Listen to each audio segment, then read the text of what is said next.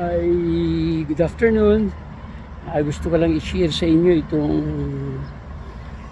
itsura at saka specifications ng Honda Winner X 2024 model.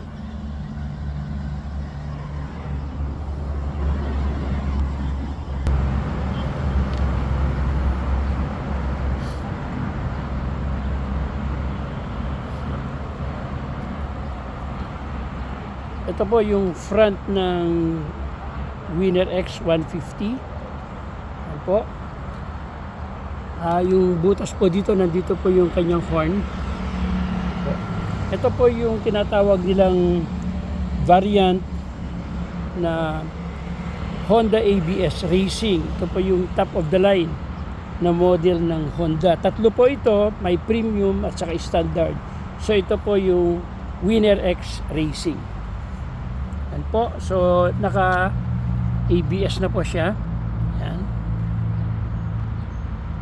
Hindi po sa ilalim yung kanyang radiator. Lahat po yan ay stocks pa. Wala pa tayong upgrades na ginagawa. Yan po, puro LED na po lahat ang kanyang lights. Yan, yung front view niya. Ito naman po yung kanyang side view. Yan. 150cc siya. Kasama, parehas lang ito ng makina yung CBR na 150 na malalaki. Po.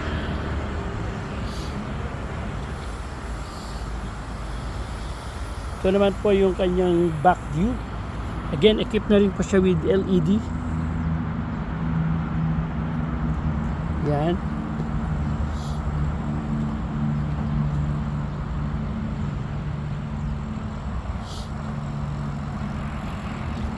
Start po natin para makita niyo po yung kanyang panel.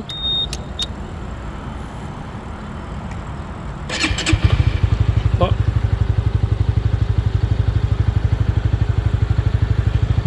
Full digital na po siya. Kanyang high and low beam, horn, signal light. Tapos napakasimple lang po ang kanyang panel po dito. Tapos yung kanyang starting switch, tapos naka smart key na po siya, at meron din siyang equip ng pag long drive kayo, meron siyang USB ang tawag dito, saksakan ng inyong mga gadgets or cellphone. So ayan po, fully digital na po ang kanyang likod.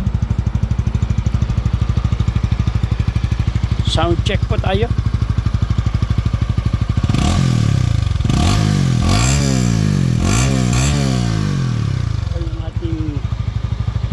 Sound check po. Tapos ito yung kanyang ilaw sa harap.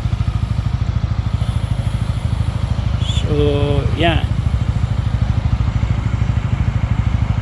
So, please like and subscribe for Rich Po at Moto Addict.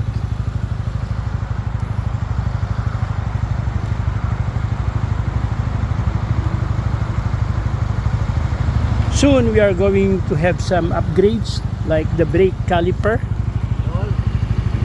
Po. Kamusta Winner X? Apo. Nag-vlog ka? Kinukuhan ko lang po ng konti. Okay po. Yan. Kamusta performance? Okay naman po. Ayos. Saka maganda yung safety features niya. O si Kuya dyan. Nagtatanong tungkol sa Winner X. Yan. So, yan po yung kabuuan niya po.